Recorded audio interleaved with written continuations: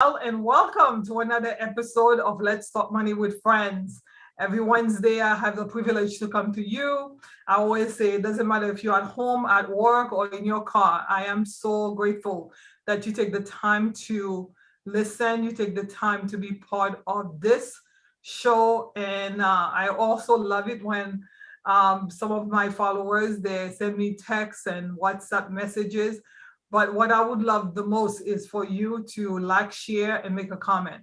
So if you're watching the show tonight, like, share, and make a comment, and let your friends know that we have this great show that's on every Wednesday at 7, and we try to tackle topics that I believe truly that are relevant and timely. So tonight, it's definitely one of those nights because we have an awesome woman with us tonight.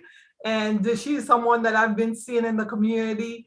And a couple of weeks ago, we had an opportunity to have a great conversation, and I knew that I couldn't keep it to myself. When you have great news, you have to come and share with other people. So without further ado, I would like to welcome my guest tonight. The topic, as we've been saying, is like from miseducation to will education. And she's the one who came up with that title, From Miseducation to Will Education. And it's a candid conversation with Mary Firmin. And she's here tonight. Let me give her an opportunity to introduce herself quickly, and we'll dive into our questions. Mary, welcome. Please Hi. introduce yourself. Let us know a little bit about you. And Okay. yeah. Okay. Hi, everyone. My name is Marie Firmin, and I am a lifelong resident of Roxbury, Massachusetts. And of course, I have roots in Africa, Haiti, Cape Verde. I'm very mixed up No, you're awesome. in a You're positive awesome. way. Yeah, in a positive way. Because yeah, I met you in Jamaica Plain. We were at an event, and actually remember I was about to leave.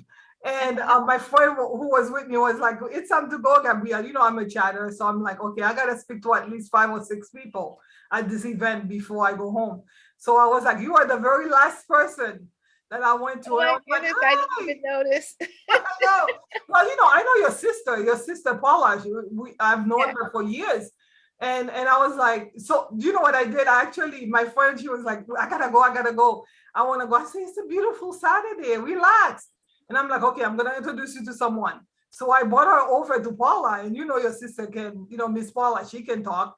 And then I was like, okay, since she's talking to Miss Paula, let me go ahead and have a conversation with Paula's sister, and that's how I ended up having a conversation with you. But it was a change like it changed my perspective in my life, because I was like, oh, I didn't know this awesome woman existed here in Boston. And Mhm. because Boston is still new to me. So I'm very happy that you're on the show tonight with Well, me. thank you Welcome. so much. And the reason I was more excited about you, because anybody who knows me would say, Gabrielle, she's a lover of teachers. And I love teachers. So when I heard that you'd been a teacher and you still doing some teaching, we'll talk about that later on. But tell me, how long were you a teacher for in the school system? And also, what did you like most about teaching? Well, you know what? I have always been a teacher since the days when I was a little girl. My mom would say, Marie, you should be a teacher. And when she said, Marie, you should be a teacher, I knew that that was my destiny. So I started right away when I was 13. My mother had a tutoring program, Oh, and wow. she said to me, you can tutor a first grader. And I said, I don't think so. I didn't get all A's in school. So I said, I don't think I could tutor this child. And she said, oh, just go on and do it. And she had tutors that came from Northeastern University. But she told me that I could tutor a first grader. And I took the first grader, and her parent told me that the first grader was not doing well in school. She was getting all F's. Oh, wow. And so I tutored her. Hmm. And when I tutored her, she started to get all A's. Wow. I was so shocked. I had done nothing more than sit with her, talk to her, give her my attention, Hmm. and she just blossomed. And then I knew that I was going to be a teacher. And Wow. I didn't want to be anything like the teachers I had because they did not give me that kind of attention. Mm. So I went on to study early child development. Mm. Got my degree very, very early. Got a master's degree early in early child development and started working in the field and just learning about children, learning about, you know, our lives. Because when you learn early child development, you are really learning about who you are. And Correct. so that's where my teaching career started. And then I got a position to train uh, juniors and seniors, well, freshmen, juniors, and seniors in early child development, in the early child development classroom. And I worked at Madison Park Vocational School. So Wow. that began my teaching career. And I was there for 19 years. And I actually taught early child development and entrepreneurship training, which was really new in the high schools back then when I was teaching. So that's how my The teaching teaching. life kind of blossomed. Yeah, it's so funny when you say being a tutor. When I was in high school, I wanted to become a teacher because I too had been asked, but not by my parents, but by a teacher to tutor. I was good at math and I was doing very well at it. And my teacher came to me and said, Gabrielle, you're doing so well. And there's some of the other kids who were struggling. Could you help them? And I was like, okay, fine. And the same thing, the attention. But I remember coming here and having a hard time to understanding. And I sat with a teacher who was my science teacher, but she sat with me and showed me how to do the math. And like from one semester to the next, I was getting all A's because I just needed to understand what, a professor, that other teacher wasn't willing to be that patient. And I think you're right, being patient and really taking the time to give attention and love it, because sometimes that's all. Actually, that's sometimes all the time.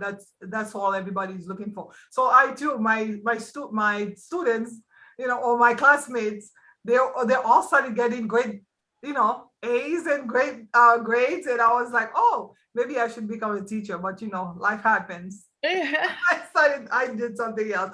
But Yes. Wednesday, I thank you for inviting me to your house on Monday. I was there for a minute. I was running, and I said, you know what, I gotta still come because I knew that you and Miss Paula wanted me to stop by to say hello. But when I was at your house on Monday, we talked about what's going on right now with the kids in the school system, and we were talking about self-esteem and self-worth. And we know earlier today I was seeing something online, and this young girl, unfortunately, who committed suicide because her classmates kept bullying her. And a lot of what's happening right now on the news, they say like it's due to somewhat part of it. How do we help the conversation about self-esteem and self-worth? What do you think is so hard for kids to really build a self-esteem and self-worth, and what can we do as a society to help them so that they can become great students? Great. That was a question for me when I was teaching because I knew that I didn't want to be like the teachers that I had. Mhm. They weren't encouraging. They were often racist. Mm. They pitted children against each other in the classroom for not having a particular skill, maybe for not being able to be all that they could be because of, situations that may have happened at home. The whole idea of reality-based Mm. teaching. And Correct. what is reality-based teaching? Reality-based teaching really causes the teacher to develop their self-esteem, to Mm. develop their knowledge, to look outside of the classroom to see other ways that their subject matter can be taught, Mm. and to make it real for the students in the classroom. You know, you've got to find out what's going on, what people are saying about what's going on at the time that you're teaching. That is very important. You have to have a really high self-esteem yourself in order to give a high self-esteem. You've got to recognize who you are. You know, like I introduced myself as, you know, a resident of Roxbury, who has a legacy in Africa, in Haiti, in New Orleans, in Cape Verde. You know, I come from all those places. So I've studied those places and I understand, you know, those places. I'm not afraid to talk about that. And when you're not afraid to talk about things, then the kids interpret that as love.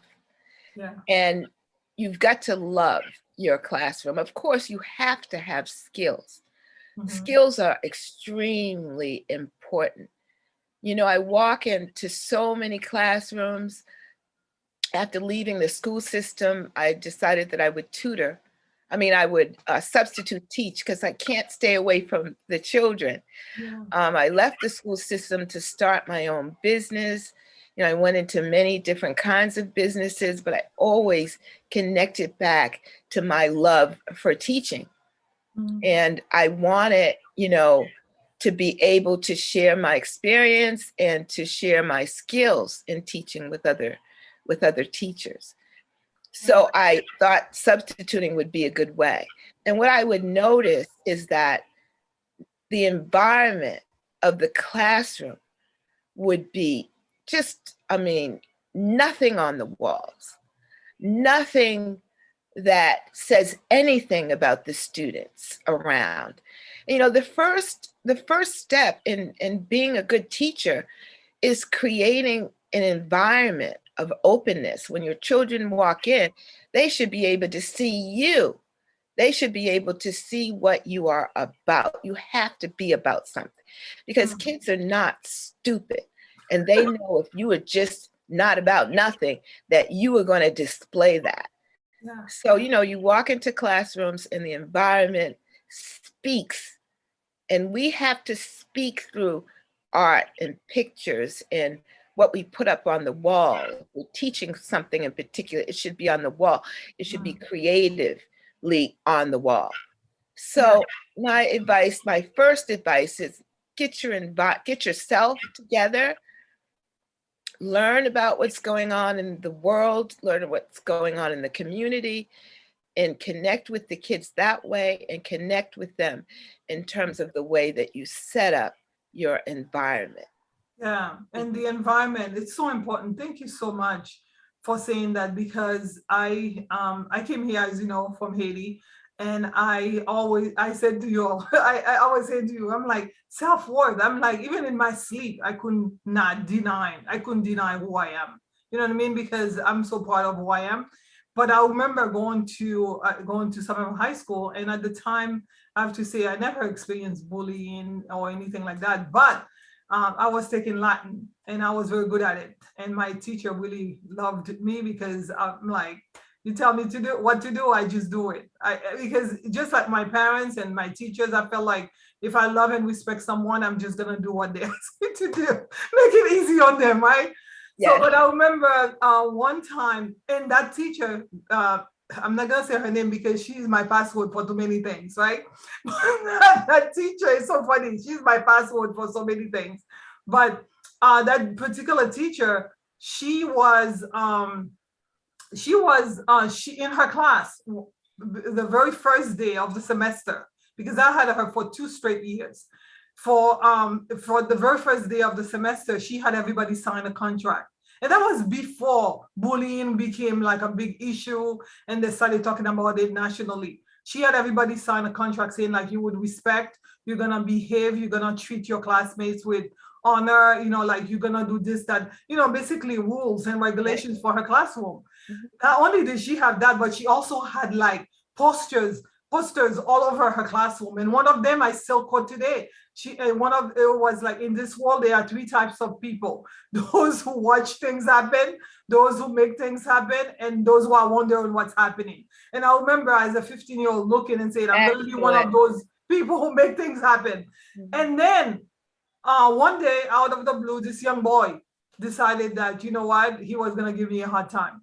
And he happened, you know, he was a white kid because my school at the time, Somerville, we were just a few of us. And guess what? I was able to go to my teacher together, me and that young, you know, myself and that young boy, we went before the teacher because I was like, she has a contract, and the contract said you cannot treat your classmate with disrespect. So I was able to go to her, and you know what she did? She sat both of us down. We had a conversation. She explained why it was important that we treated each other with respect. And then at the end of it all, he apologized to me for, you know, mistreating me and for saying things about my clothes at the time that wasn't nice. And then that was the end of it. When I was graduated, out of the 2,000 kids in the school, this young man gave me a card, and I think I still kept it for you. And she said, Gabrielle, you're an awesome young person, you know, student, whatever, and you're gonna be doing great things in life. And I still remember that today. So it was because that teacher, she set up the environment. So it's so important that we do that, right? That's excellent. That's a wonderful example. One of the strategies that I would use with my classes, all my classes, is I would give the students a sort of like a self-esteem paper. And they had to tell me things like, and I gave them a choice. You don't have to write anything down in this paper. If there's a question that you don't want to answer, you don't have to answer it. And, you know, but, you know, we're going to try to get through this, and we're going to answer some of the questions. This was my way of finding out who each student was. So I would ask questions like, where do you live? What's your community? Who is the person in your life that you can go to if you need support? Correct. Who, questions like, how many friends do you have? These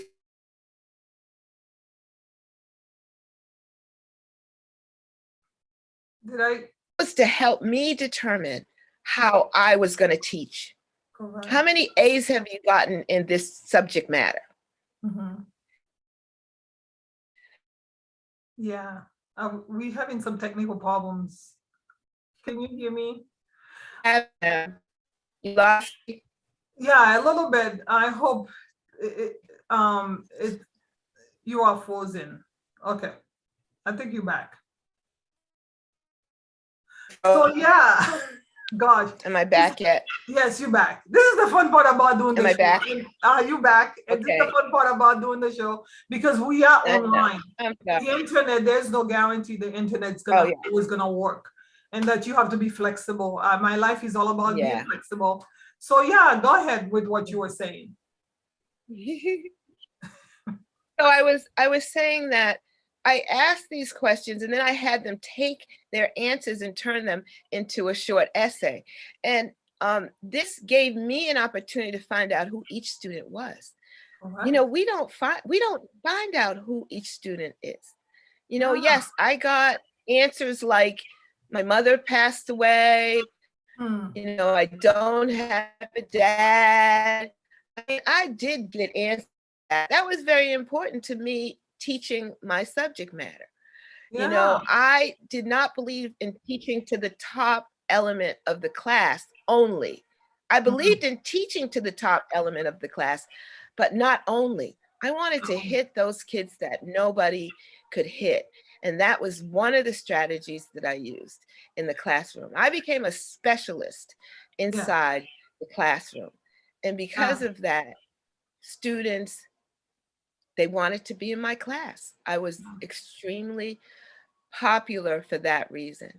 I was also popular because I loved to dress. So I dressed every day in colors. I was always dynamically dressed. And the students really, I like to do it, and the students really liked it and watched me. And so, you know, children watch you to see if your mood changes.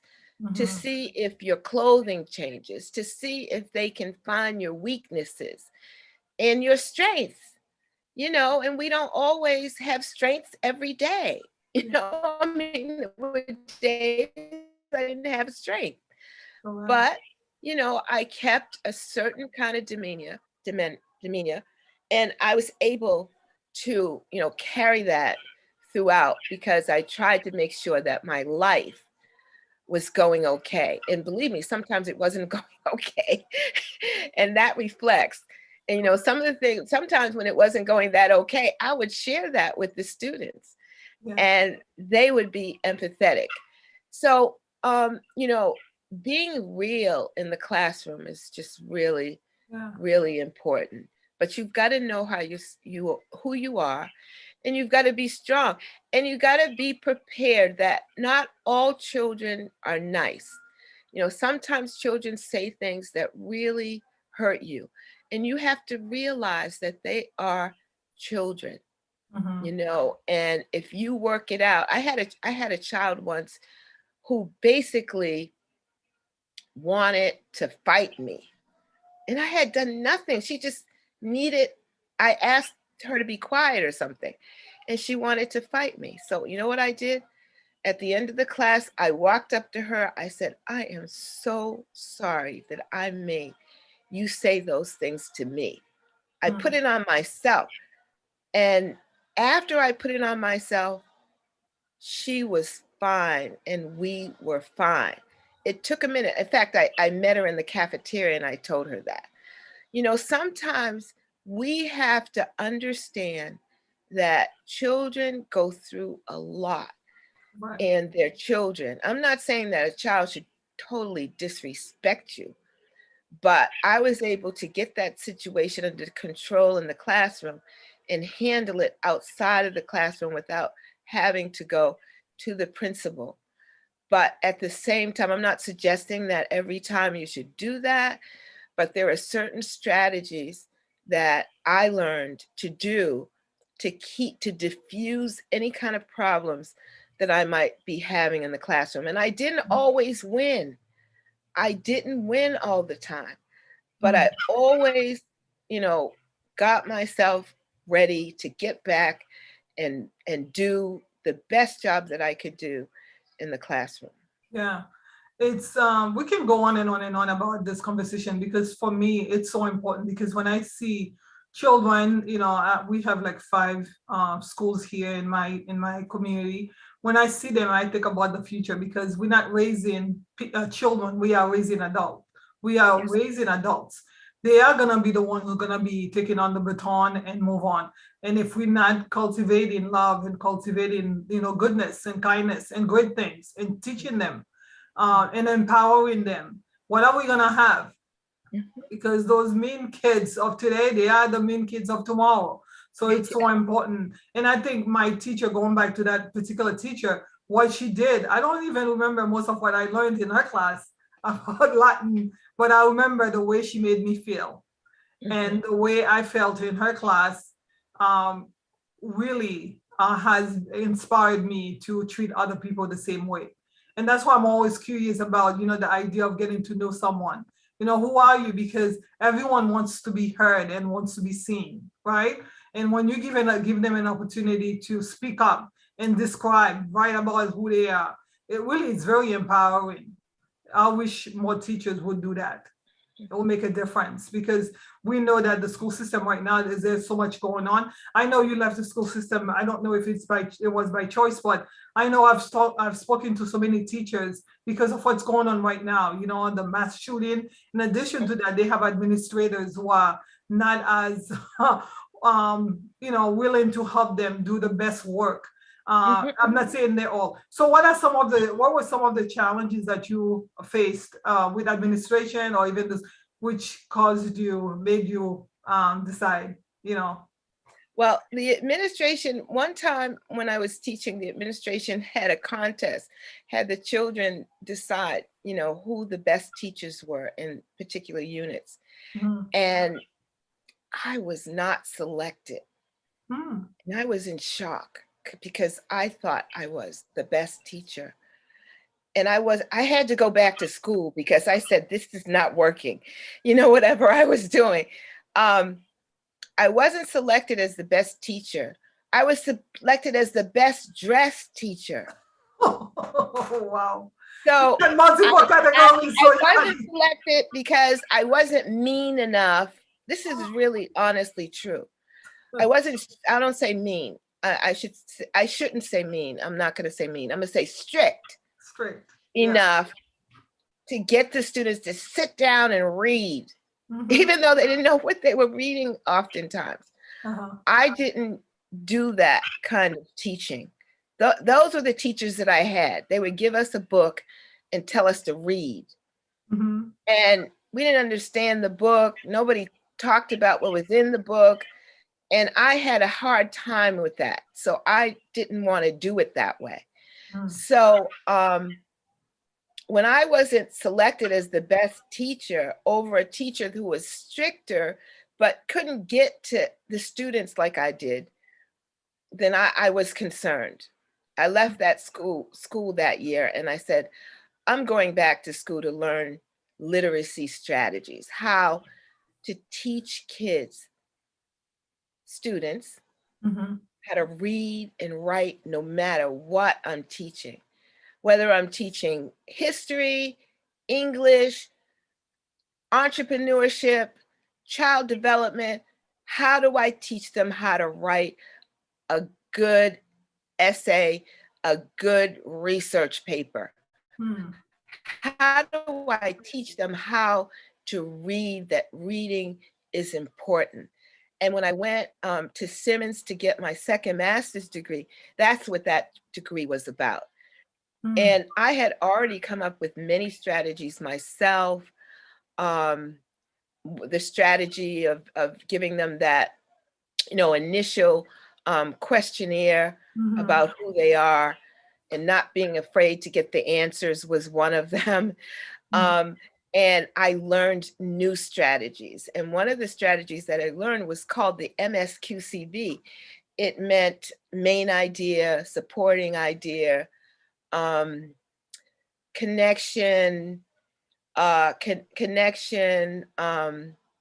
vocabulary, and what's the other one? Anyhow, I had these big signs in my classroom called the MSQCV. And this is because kids have a hard time reading nonfiction, and that's what I like to read the most. I'm not a storybook reader. I'm a nonfiction reader. I want to know the facts.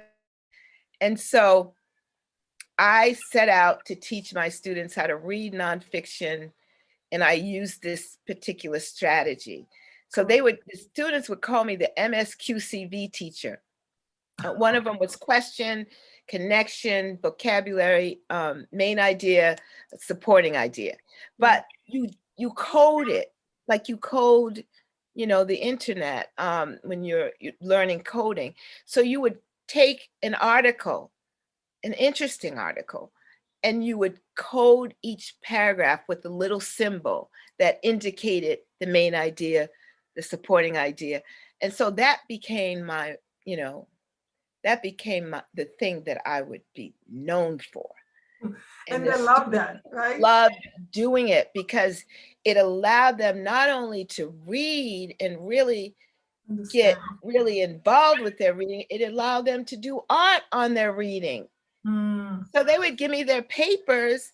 I knew they had read them because they had the main ideas circled.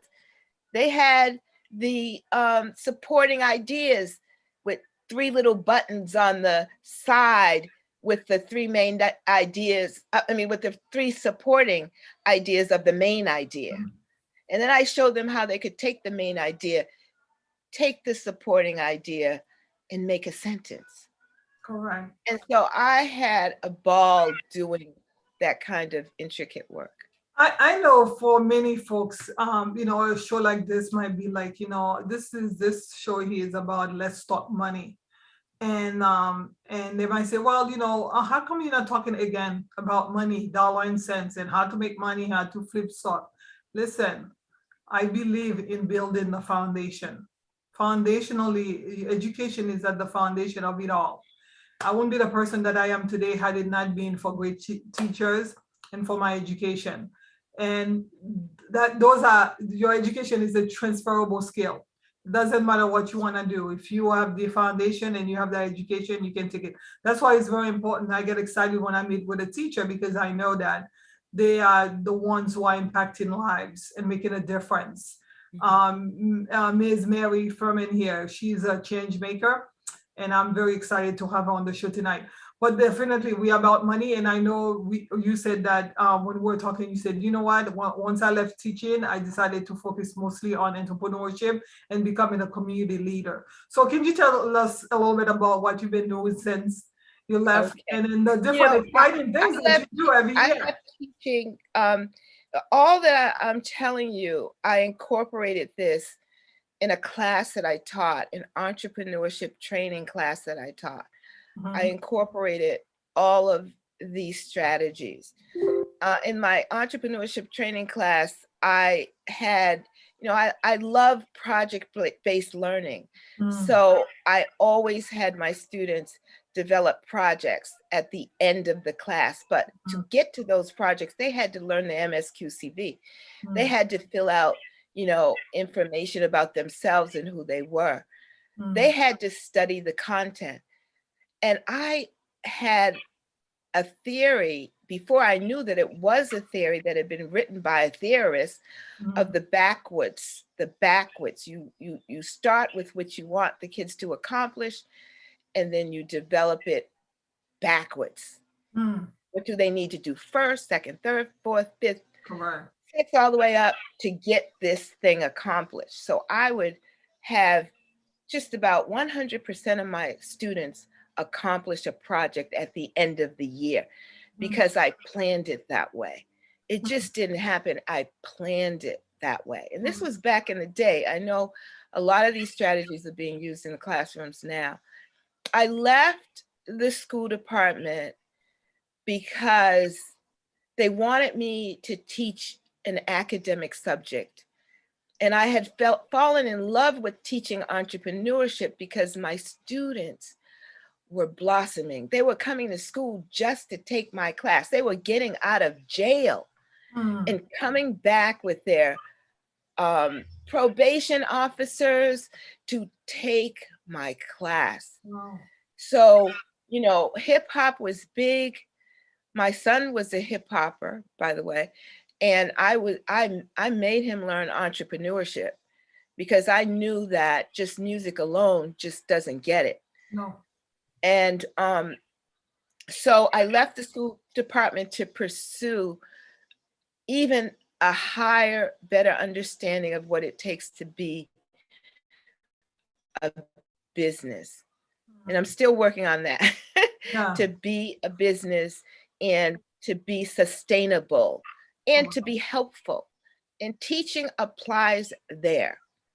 And so I'm not going to share all of the things that I do, but right now I have 3 companies and about 10 projects that I'm working on. And, I don't have a lot of money, but I do my work because I love it. It's like teaching, and you are teaching when you're teaching entrepreneurship. And I incorporate all of my teaching knowledge in what I do. I've created a website, a directory website for Black businesses, a course for Black businesses, and any business can take the course. And I'm in the process of getting into some other things that are going to help businesses develop capital for their businesses. And, I'm all about business. Just had a really big event and celebrated 28 businesses, had the event last year. We did the same. And can you tell us a little bit more about that event? Okay, the event is called Black Biz Ball. And it's a ball. It's a literal ball where you dress up like you're going to a ball, and you're going to come and we're going to celebrate 28 businesses, learn about them, and share them with everybody who comes to the ball. There's going to be lots of connections that will be made as you're all dressed up and sharing your business and sharing, you know, what you're doing. And we have speakers. This year we had Senator Sonia Sanchez. We had Representative, what's her name? Nika El Guado. She actually brought some students, some young men who are incarcerated to the event, who want to start businesses as they make their transition back into society. And the event is really to celebrate these businesses and to raise money for my nonprofit that is to work with incarcerated, post incarcerated youth, high-risk youth who, you know, don't know what direction they're going to go in. So we're going to train them in the skills of entrepreneurship, because when you're trained in the skills of entrepreneurship, you are actually being trained for a career. You know, you go to your interviews, you have that vocabulary, you have that knowledge, you've experienced what it's like to be rejected. Somebody says no to something you're selling or a service that you're giving, and you become a better person all the way around.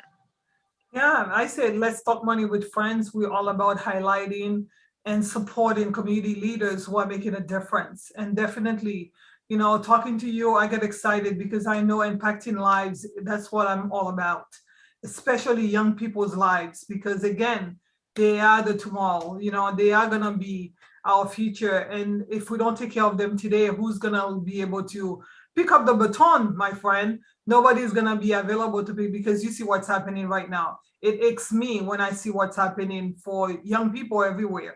So I know that, you know, as a community leader, you are not only mentoring and sponsoring and encouraging folks all the time to do better. If someone is watching right now and said, you know what, I'm interested in entrepreneurship, I would like to learn under an awesome woman like Miss Mary Firmin, how do they get involved? Or are you teaching certain classes? Because I think I had asked you that. Do you have programs online or in the classroom that people can take? Those who are watching right now. I have a program that is online. It's ebony100.net. That's my training class online. If you think that you want to take it, you should call me, and you can call me at. Maybe well, you can give them your name, or we can put it on. We don't like to do the numbers, but your email will be great. Okay, yes. Yeah. M Firmin, FIRMIN 213 at gmail.com. Yeah, and we'll have that. And I want to make a correction real quickly. Go ahead. I said Senator Sonia Sanchez.